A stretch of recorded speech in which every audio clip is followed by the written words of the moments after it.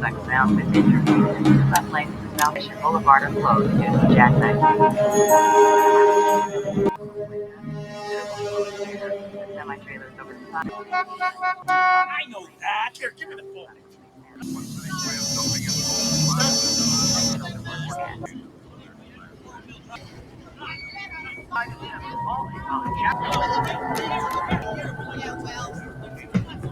What it back to?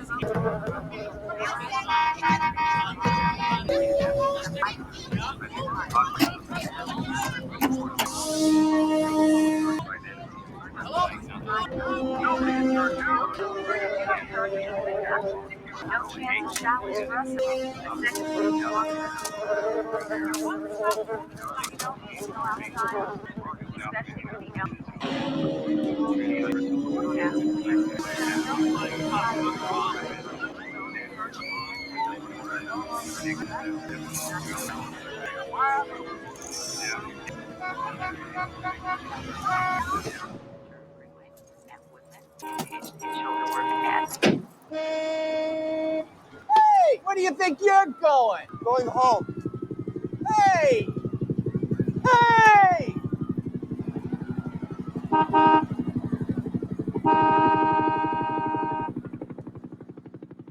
Greetings, ladies and gentlemen. Welcome to another video here on the SSA Philosophy channel, where we dive into the philosophy of characters from video games, TV shows, to movies, etc., etc. So in today's video here today, we're going to be going over the philosophy of frustration, going over the character known as William Foster, aka D-Fens, a critique of modern life. And as always, ladies and gentlemen, let us not waste any time. Let us begin. William Foster, known by the nickname D-Fens, in Falling Down, is an everyman character caught in an extraordinary moment of rebellion and breakdown. His story unfolds against the backdrop of a harsh Los Angeles summer, his psyche a reflection of the social, economic, and moral tensions in urban America. Foster, with his classic white-collar attire and trademark briefcase, becomes a symbol of suppressed frustration and alienation in a system he no longer recognizes or respects. His descent into violence represents an eruption of pent-up anger in response to bureaucratic indifference, societal fragmentation, and personal disappointments. So Foster's philosophy is complex, teetering between a longing for order and a destructive urge to dismantle what he sees as unjust. This character study isn't a justification of his actions, but an exploration of the conflicted ideals that drive him. Foster isn't just a man losing his mind. He's a modern day tragic figure, embodying the discontent and confusion of a world he feels has betrayed him. He operates on the premise that his actions are grounded in a kind of moral correction, though they often manifest violently. But below here, we're going to be exploring the core principles that guide William Foster's perspective on life, society, and his place within it. Change. No way. Yes, way. Drink, 85 cents. You pay or go. What's a phi? I don't understand a phi. There's a V in the word. It's five. You don't got V's in China? Not Chinese. I'm Korean. Whatever. You come to my country, you take my money, you don't even have the grace to learn how to speak my language? You're Korean. You have any idea how much money my country has given your country? How much? I don't know, but it's got to be a lot. You can bet on that. You go now. No trouble. I stay. What do you think of that? God. Where you go? Get back. What do you do? Get back. No. Go. Go. Let go. Jesus Christ! What is this? The last stand on Fiji? Take my money! Take my money! What? Take my money! Take my money! Take your hands away from your mechanics! Take my money! Stop it! I speak slowly and distinctly. Take the money! You think I'm a thief? No. So see, I'm not the thief. I'm not the one charging 85 cents for a stinking soda! You're the thief! Just standing up for my rights as a consumer. I'm rolling back prices to 1965. What do you think of that? Donuts, package of 6, how much? $1.12. Oh, too much. Aspirin, price? $3.40. Please. AA batteries, package of 4. 429. Nice try. Well, I think this whole shelf looks suspect.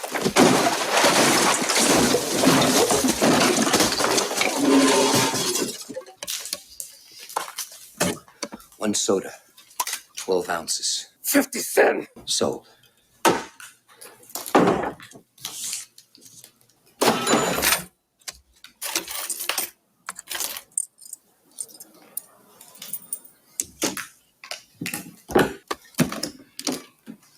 It's been a pleasure frequenting your establishment. Foster's journey begins with an overwhelming desire to confront and correct the injustices he encounters, no matter how small.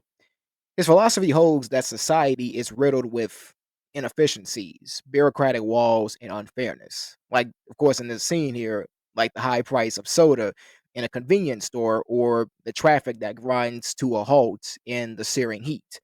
Every challenge he faces intensifies his sense that the world has become absurdly unfair, and he believes it is his duty to demand justice in each instance. This hunger for immediate justice becomes his justification for the escalating violence, as he believes he's acting as an enforcer in a world that lacks accountability. Justice at its core is the principle of fairness and the impartial treatment of all individuals. It involves upholding the rights and dignity of every person, regardless of their social status, their race, ethnicity, gender, or any other distinguishing factor. Justice is a complex concept that encompasses several key dimensions. Number one, retributive justice. This form of justice focuses on punishing wrongdoers and ensuring that they receive a punishment commensurate with their crime. It seeks to restore a sense of balance and deter future wrongdoing. Number two, distributive justice. This concerns the fair allocation of resources and opportunities within a society. It aims to ensure that everyone receives their fair share and that no one is disadvantaged due to factors beyond their control. Number three, procedural justice. This emphasizes the fairness of the processes used to make decisions and resolve disputes. It involves ensuring that everyone has a fair hearing, that decisions are made impartially, and that the rules are applied consistently. Number four, restorative justice. This approach focuses on repairing the harm caused by crime and wrongdoing. It involves bringing together the victim, the offender, and the community to address the needs of all parties and promote healing and reconciliation. The pursuit of justice is a complex and often challenging endeavor. It requires courage, perseverance, and a steadfast commitment to truth and fairness.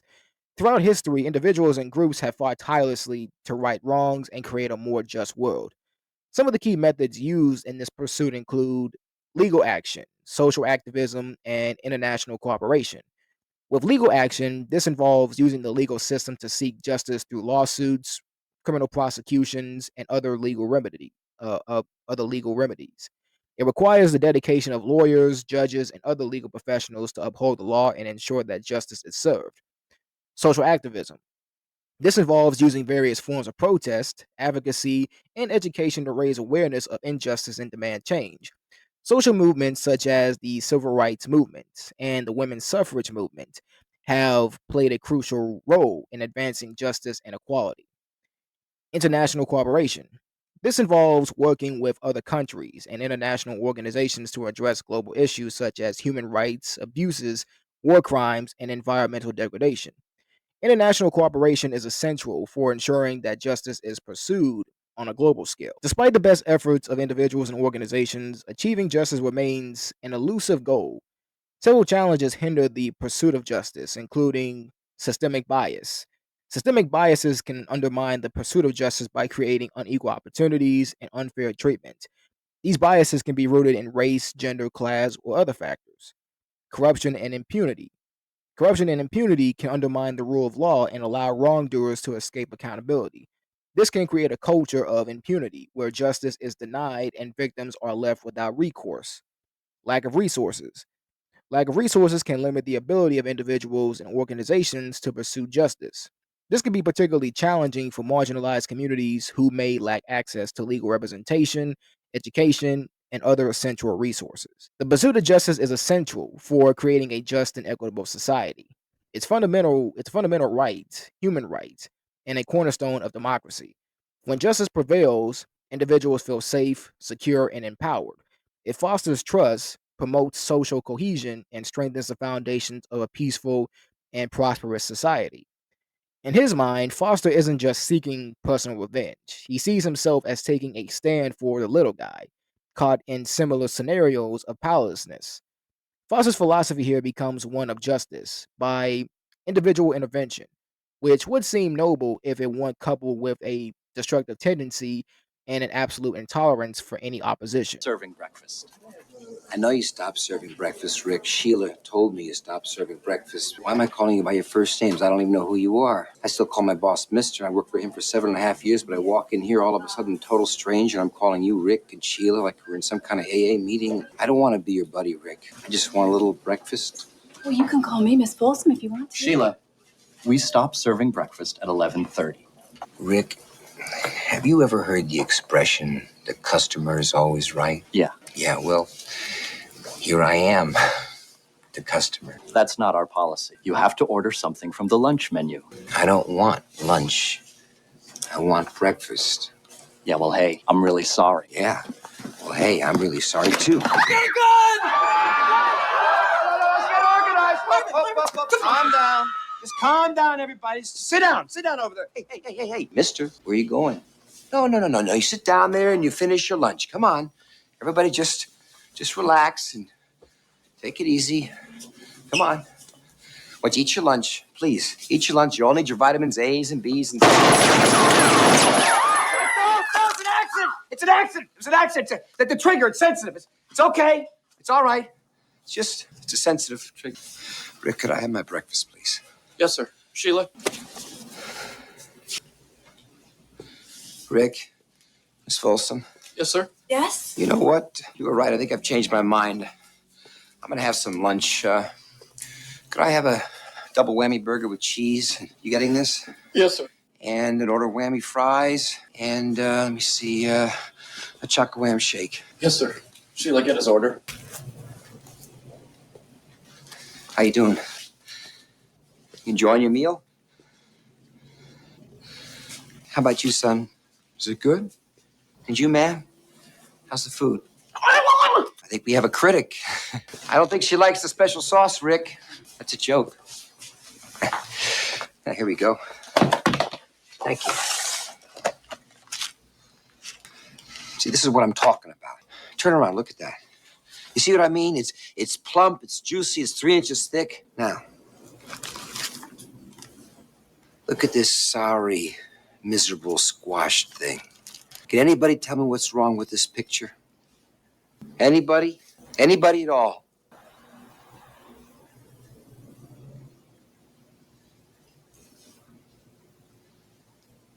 Central to Foster's philosophy is a powerful sense of nostalgia, a yearning for a simpler, more orderly past. He views the past as a time when things made sense, when rules were clear, and when life was predictable.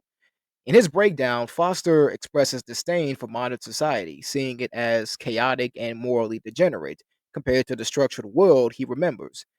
His white shirt and tie, outdated even in his own time, reflect his unwillingness to adapt to the new social order around him. The concept of a lost order evokes a sense of longing for a bygone era, a time when society seemed more structured, values more defined, and life felt more meaningful. This nostalgia is often tied to a perceived decline in social norms, a weakening of traditional institutions, and a loss of collective purpose. Humans are inherently drawn to order and predictability. We crave structures that make sense of the world and provide a sense of security. A lost order often represents a romanticized vision of a past where these structures were more apparent. This can manifest in various ways in religious or spiritual order. Many people yearn for a return to a time when faith was more central to society, proving moral guidance and a sense of community. Social order, the nostalgia for a time when families were intact, communities were tight knit, and social roles were clearly defined. Political order, a longing for a time of strong leadership, clear national identity, and a sense of purpose. And economic order, a desire for a return to a time of economic stability, job security, and a sense of upward mobility. While the idea of a lost order is appealing, it's important to recognize that the past was often far from perfect. Many of the idolized periods of history were marked by inequality, injustice, and hardship.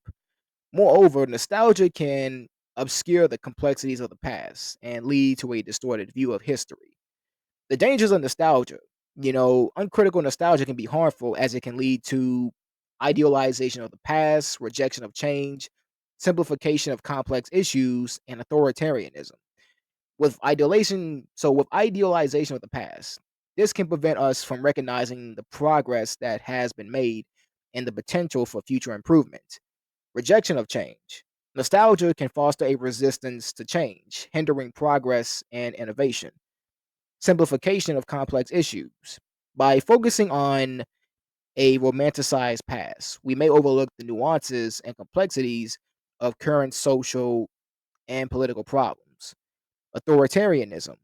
In extreme cases, nostalgia can fuel a desire for strong authoritarian leaders who promise to restore a lost order. Instead of clinging to a romanticized past, it's essential to embrace the present and work towards a better future. This involves acknowledging the past, recognize the historical context of the lost order and its limitations, embracing change, accept that change is inevitable and can be a source of opportunity and growth, building community, foster strong social connections, and work towards creating a more inclusive and equitable society. Promoting critical thinking, encourage critical thinking and questioning of assumptions both about the past and the present. By understanding the allure of a lost order and its potential pitfalls, we can move forward with a more informed and realistic perspective, building a future that is both helpful and grounded in the lessons of the past. Foster's philosophy holds that society has decayed beyond repair, and this outlook fuels his combative attitude. To him, returning to the way things used to be is synonymous with returning to decency and fairness. He sees his actions as steps toward reclaiming a sense of control that society has lost.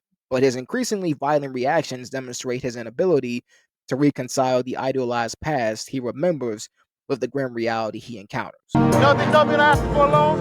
A small loan. They told me that I was not economically viable. I know. Yeah, I banked it for 7 years. 7 years.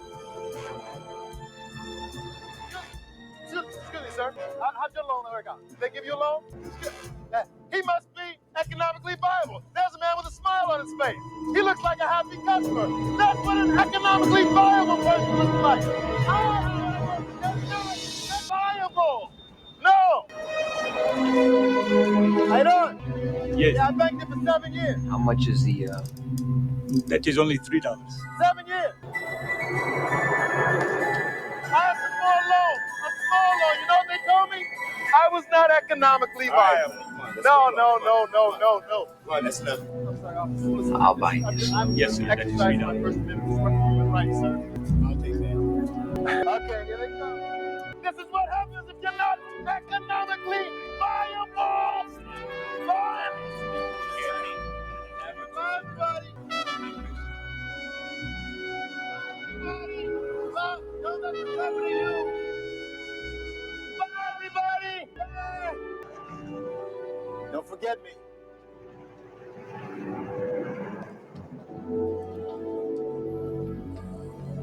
Foster believes that the societal system represented by corporations, bureaucracies, and even local businesses have failed its people.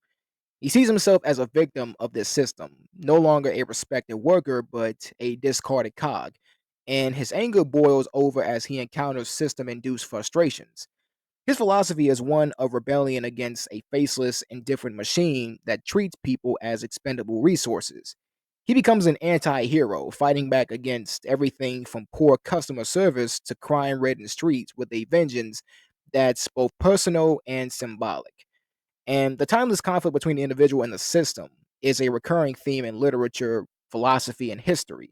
It explores the tension between personal freedom and societal constraints, the power of individual agency versus the weight of collective forces, and the potential for both resistance and conformity. A system can refer to various structures, including social systems, And these systems, these encompass societal norms, cultural expectations, and institutional frameworks that shape individual behavior.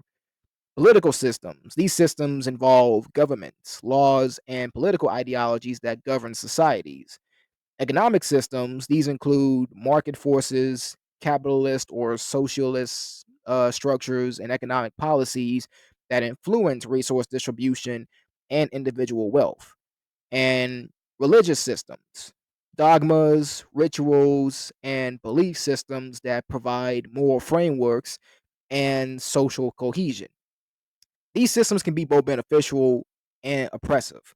They provide stability, order, and a sense of belonging. However, they can also stifle individuality, limit freedom of thought, and perpetuate inequality. The individual, on the other hand, is unique, possessing their own thoughts, desires, and aspirations. They can be a catalyst for change, challenging the status quo and pushing for progress. However, they can also be vulnerable to the pressures of conformity and the fear of isolation. So the dynamic tension. So the relation between the individual and the system is a complex and dynamic one. It involves a constant interplay of forces, conformity and rebellion. Individuals may choose to conform to societal norms to avoid social ostracism or to secure personal gain. Conversely, they may rebel against the system, seeking to challenge its authority and create a more just and equitable world. Individual agency and systemic constraints. While individuals possess agency, their choices are often influenced by systemic factors such as socioeconomic status, cultural background, and political climate. Resistance and resilience. Individuals may resist systemic pressures through various means, including civil disobedience, activism, and artistic expression. They may also develop resilience to withstand adversity and maintain their sense of self. Throughout history, countless individuals have challenged the systems of their time. Socrates, the ancient Greek philosopher who was executed for questioning the prevailing beliefs and values of Athenian society. Martin Luther King Jr., the civil rights leader who fought against racial segregation and injustice in the United States. Nelson Mandela, the anti-apartheid revolutionary who spent decades in prison for his struggle against racial discrimination in South Africa. And Malala Yousafzai, the Pakistani activist who advocated for girls' education and survived an assassination attempt by the Taliban.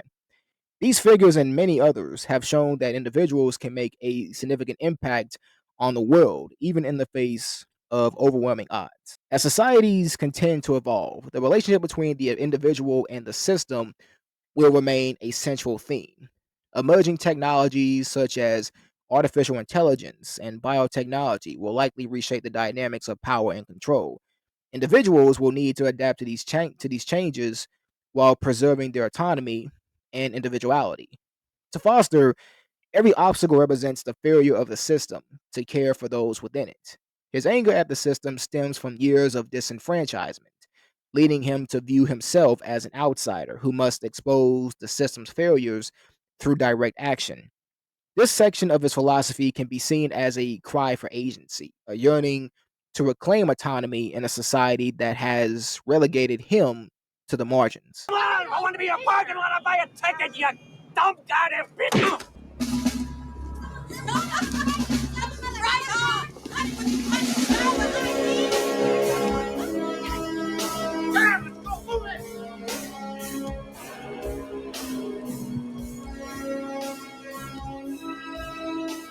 Hey, think you're going? You can't come this way. What are you doing to the street?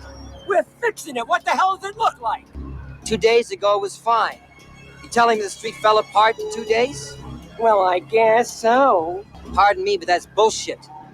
I want to know what's wrong with the street. See, I don't think anything's wrong with the street. I think you're just trying to justify your inflated budgets. What are you, nuts? No, I know how it works. If you don't spend the money you have projected this year, they won't give you the same amount next year. Now, I want you to admit there's nothing wrong with the street. Fuck you, pal, huh? You're not going to hold us hostage here with these yellow lights and all these big trucks.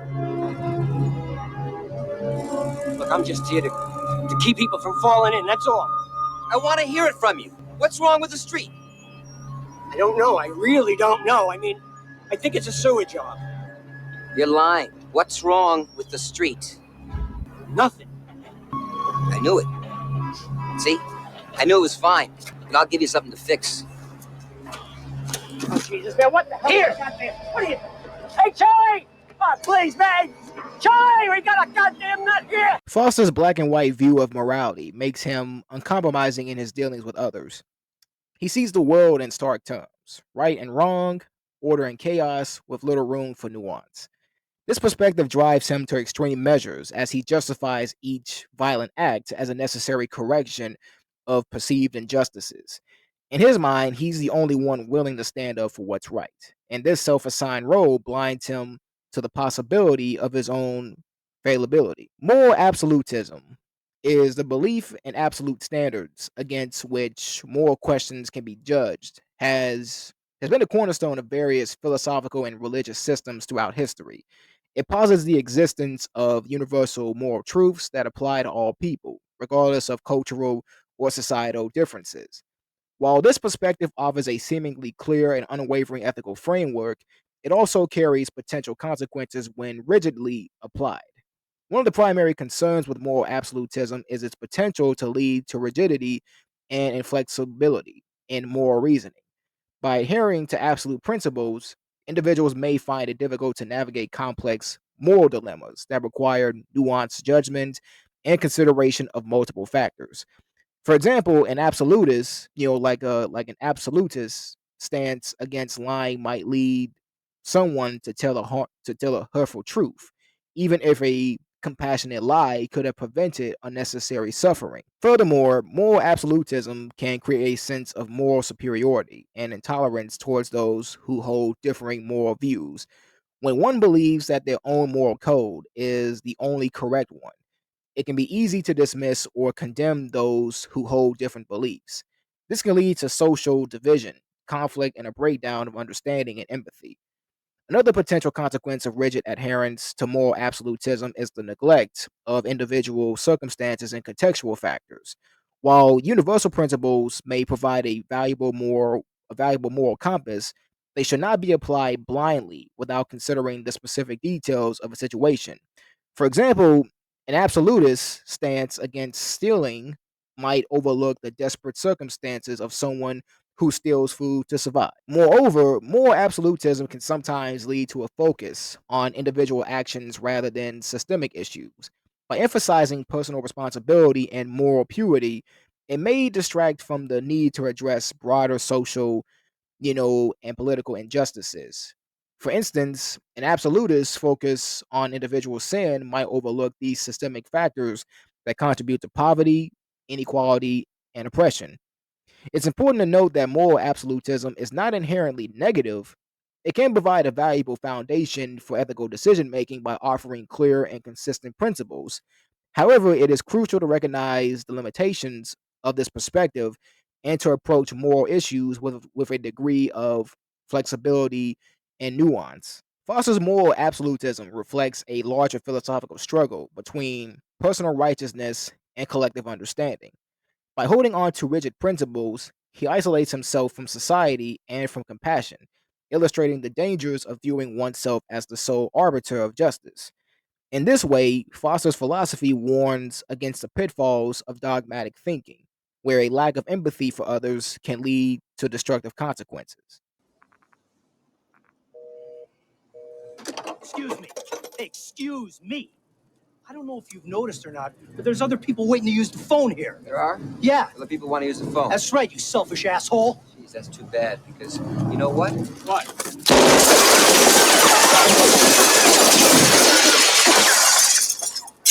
I think it's out of order. Underlying Foster's anger and frustration is a deep sense of alienation from society, from his family, and ultimately from himself.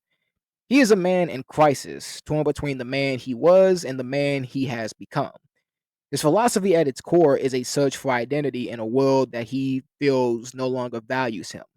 The dissolution of his marriage, the loss of his job, and his estrangement from his daughter all serve to deepen his feelings of purposelessness. Alienation, the state of being isolated from a group or an activity to which one should belong, is a profound human experience that has been explored in countless works of literature, philosophy, and psychology.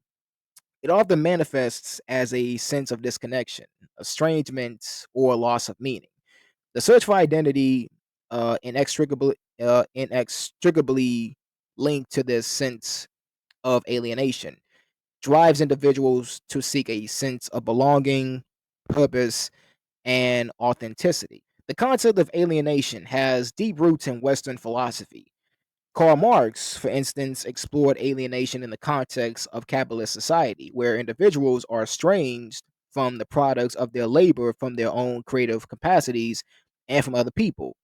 Jean-Paul Sartre and Martin Heidegger delved into the existential dimensions of alienation, focusing on the individual's isolation in a meaninglessness world. Psychologists have also examined the phenomenon of alienation. Erik Erikson's theory of psychosocial development highlights the importance of identity formation in adolescence and young adulthood. When individuals struggle to establish a coherent sense of self, they may experience feelings of alienation and isolation. Carl Jung explored the concept of individuation, the process of becoming a psychologically whole person. And this process often involves confronting and integrating aspects of the self that have been repressed or denied. So, literature and art have been vehicles for exploring the themes of alienation and identity. So, Kafka's works, such as the Metamorphosis and The Trial, often depict characters who feel isolated and misunderstood. Albert Camus' The Stranger explores the existential crisis of a man who is unable to connect with others or find meaning in his life. And in the world of film, characters like Travis Bickle in Taxi Driver and Joker in The Dark Knight exemplify the extreme consequences of alienation. In today's rapidly changing world, alienation can take many forms.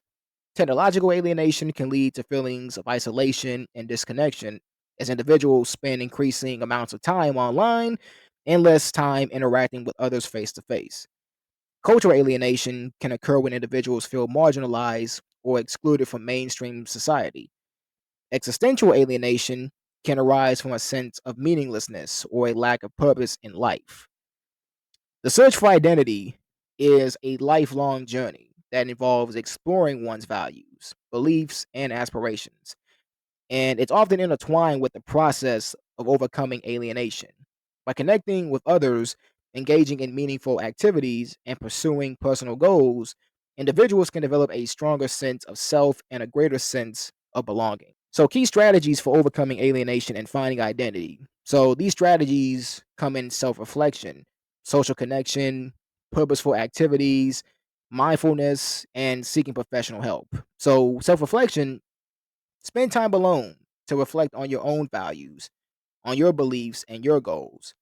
Social connection: build strong relationships with friends, family, and community members. Purposeful activities: engage in activities that you find meaningful and fulfilling.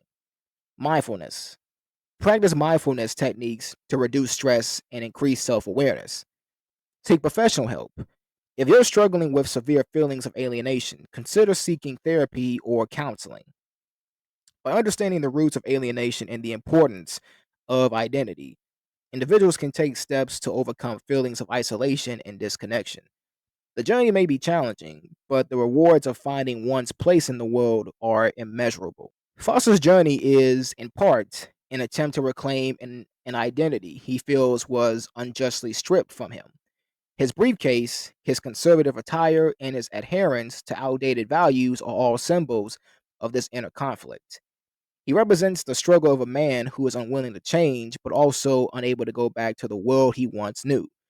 In his pursuit of recognition and purpose, Foster becomes lost in his own rage, finding only brief satisfaction in moments of confrontation. Well, guys like you always say you don't know what you're going to do until you do it. I think you know exactly what you were going to do. You were going to kill your wife and child. Oh. Yeah. And then you knew it would be too late to turn back. It would be real easy to turn the gun around on yourself. Now let's go meet some nice policemen. They're good guys. Come on, let's go. I'm the bad guy? Yeah. How'd that happen? I did everything they told me to. Did you know I build missiles? Yeah. I helped to protect America? You should be rewarded for that. Instead, they give it to the plastic surgeon. You know, they lied to me. Is that what this is about? You're angry because you got lied to? Is that why my chicken dinner's drying out in the oven? Hey, they lie to everybody. They lie to the fish. But that doesn't give you any special right to do what you did today. The only thing that makes you special is that little girl. Now let's go. Let's go! Sure was hot today, wasn't it?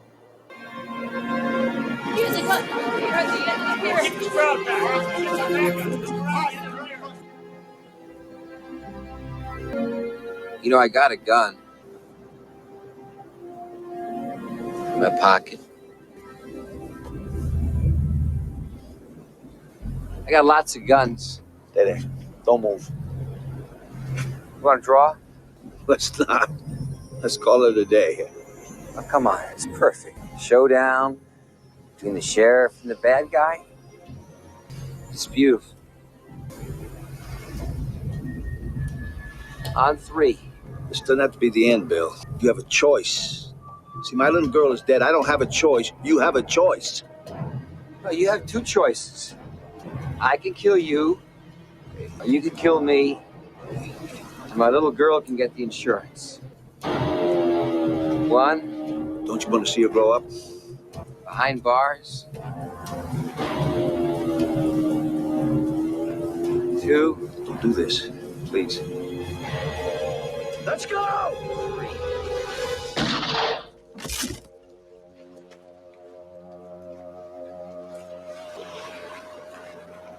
I would have got you.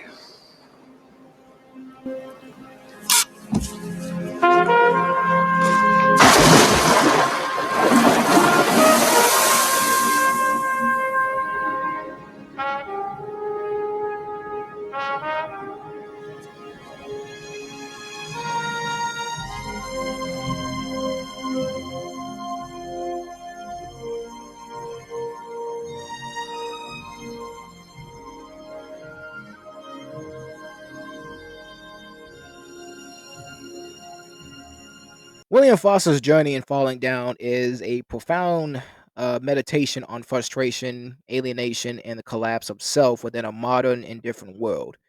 His actions, extreme and destructive, are the manifestations of a philosophy built upon the need for justice, a longing for a past that may never have existed, and a desire to confront an unfeeling system that's marginalized him.